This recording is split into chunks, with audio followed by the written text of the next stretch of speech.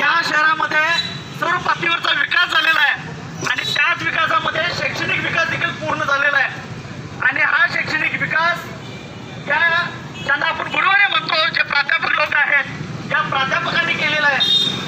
Doctor जे Magdum college of engineering या ठिकाणी जवळपास 31 दिवसाचं हे साखळी उपोषण आणि या उपोषणासाठी हे आमच्या जे मगदूम कॉलेजचे शिल्लेदार प्राध्यापक अगदी स्वतःच्या न्यायासाठी आणि हक्कासाठी पेटून उठलेले आणि त्याचाच एक भाग म्हणून आजचं हे निदर्शन डॉक्टर महात्मा गांधीची जयंती आणि लाल बहादूर जयंती यांचं औचित्य साधून या ठिकाणी केलेलं आहे।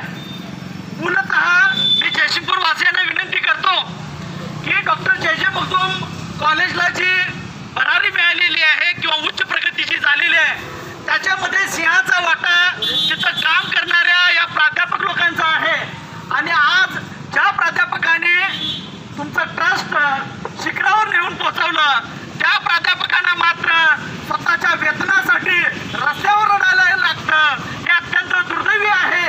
मी या गावचा पुत्र म्हणून एक प्राध्यापक म्हणून मला लाज वाटते की मी या गावचा आहे। तर मी या तमाम गावकऱ्यांना जयसिंगपूर वासियांना विनंती करतो की जे मगदूम कॉलेज ऑफ इंजिनिअरिंग येथे सुरू असलेल्या या आंदोलनास आपण बळ द्यावं आणि आपल्याच या गुरुरूपी प्राध्यापकांना त्यांना न्याय आणि हक्क मिळवून द्यावा अशा या ठिकाणी अपेक्षा व्यक्त करतो। जय हिंद।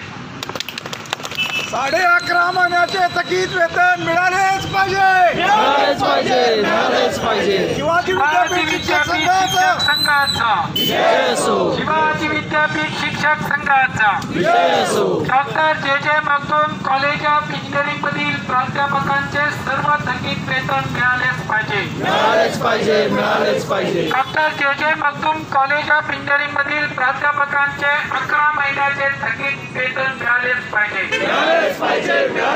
प्राध्यापकांना शासकीय नियमानुसार महागाई भत्ता मिळालाच पाहिजे।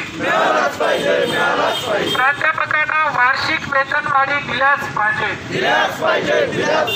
प्राध्यापकांना प्रमोशनचे लाभ दिलेच पाहिजे।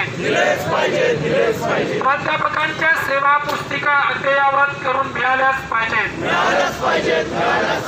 प्राध्यापकांच्या ग्रॅज्युएटीची थकीत रक्कम मॅनेजमेंटनी भरलीच पाहिजे। शिवाजी विद्यापीठ शिक्षक संघाचा विद्यार्थ्यांची फी घेऊन शिक्षकांच्या पगाराचा देणारा जे मगदूम कॉलेज व्यवस्थापनाचा विद्यार्थ्याकडून फी घेऊन शिक्षकांचे पगार न देणाऱ्या जे मगदूम कॉलेज व्यवस्थापनाचा मित्र आपण आज ठरल्याप्रमाणे